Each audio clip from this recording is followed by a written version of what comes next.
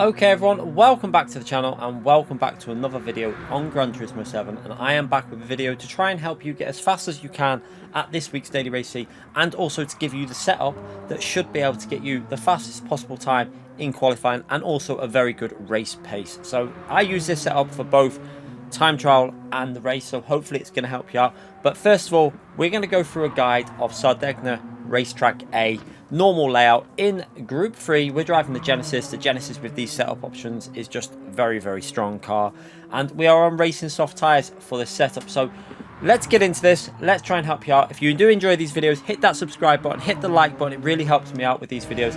And yeah, I'm going to try and get you as fast as we can. So starting the lap, obviously completely flat out through this corner here. There's no lift in there. It's completely flat all the way down the straight. Now, one thing to remember with the Genesis is you don't rev it massively.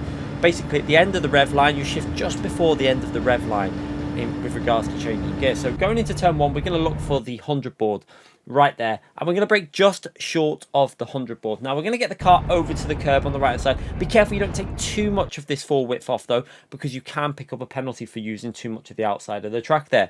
Now we're going to start rotating in with trail braking, then we're going to come off the brakes and then onto that throttle just as your left hand tire clips that curb on the left, and just try and get that as early as you can to get the momentum out of this corner where we're going to go completely flat out now. No lifting through there, it's just about going maximum attack. And now we're looking for our next braking reference, which we're using that 50 board there, and we again are braking just shy of that 50 board. Now we're going to get the car all the way over to the right on the curb and swing it into this left hand corner. What you want to do is get your left hand tyre as close to the curb on the left, trail braking all the way through. You can see the trail braking going on, then a little bit of throttle as we get on the power, and as soon as the car is straightened up there, we're going to get onto the brakes. So you see, as soon as we've got the car straightened up, onto the brakes, down to first gear for rotation, and then trail brake it in, then back up to second gear. Now use second gear on the exit there. Just be careful you don't go too far wide, and now work your way up into this next left-hand corner. Another trail braking corner where you want to get this car rotating. We're going to brake just past the 50 board. We've just gone past that, and we're going to trail brake this down. So down to third gear, and we're going to trail brake in. You can see that trail braking going on, letting it slowly come off the brakes. Left hand tyre as close to the wall as you can really through here, and then onto the power as early as you can. The closer you get to the wall, the earlier you can get on the power, and the more speed you can carry all the way up this hill now into the next heavy braking zone. So this is all about getting them exit speeds good to this track. If you can get the exit speed good, you will then get a much better lap time. So going into the next braking zone, we look for the 100 board on the right hand side, and again just short of that 100 board, onto the brakes and then downshifting in a straight line. Now we're going to wait before we turn this in because we want to square this car off. So waiting, and now we're going to start rotating it. And you can see at the end of the little bit of grey tarmac on the right, we're going to start rotating that in, and then as soon as we got the rotation, onto that throttle as early as we can. Now there's a little bit of extra tarmac on the right there to use if you really go wide there, so you can really maximize your exit speed. And now we're going into the trickiest corner on the track in my personal opinion. And as we turn in here, you can see getting the car over to the right, and then just before the end of that little bit of tarmac before the grass, you're going to go onto the brakes to start rotating this in. So down to fourth gear, as close to the barrier on the left as possible, and onto that throttle as early as you dare. And again, using as much of the track on the exit as possible for maximum speed.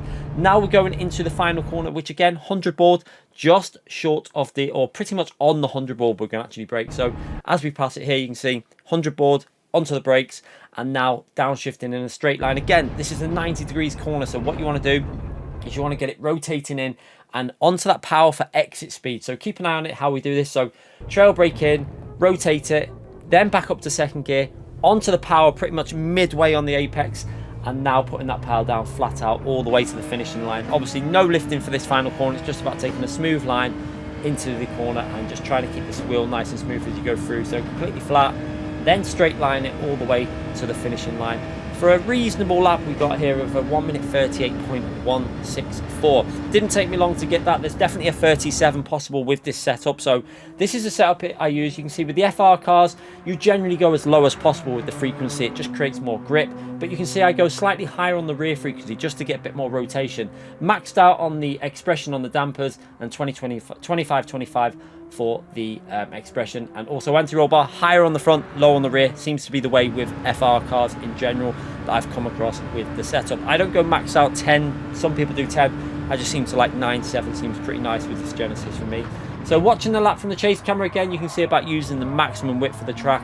Again, onto that power, and completely flat out through this section. You do not need to lift, but we're going to look for that 50 board again. And you can see how the right hand tire goes up onto the curb just to widen that line into this corner, and then left hand tire onto the curb, and then using that first gear for rotation. You can see how that really sent it through that corner lovely there. That little first gear shift, then up to second gear, and then again into this really tricky. This is quite a tricky corner as well, because you've got to get it rotated in. You want that left hand tire to get as close to the wall as possible. Wasn't really perfect there, could have definitely gained a tenth or so on that corner, but now we power our way into that left hand hairpin at the end up here. So this another 90 degrees left pretty much. It's all about exit speed. It's about getting traction on the rear of the car. So again, braking just short of the 100 board. Again, using the full width of the tracking, you can really see how we're widening the lines into these 90 degrees corners, because every little bit extra width you get means a little bit earlier on the throttle, which means a little bit more speed all the way up to the next braking zone. So it really does help you out. This corner, very tricky one. It's all about just chucking it in, getting it as close to the wall as possible, using the full width on the exit. Did that pretty nice through there, and then braking on that 100 again, using that full width for that extra rotation and onto that power again. All the track available, you have to try and use every little bit of track available for the lap time on this combination. And now we just power our way to the finishing line for, like I say, pretty solid 138.164. So if this did help you out, hit that like button, subscribe to the channel, let me know in the comment section, and let me know how you think you've got on with the setup and if it's helped you out at all. I'll see you for more of these videos in the future. Thanks again for watching, everyone.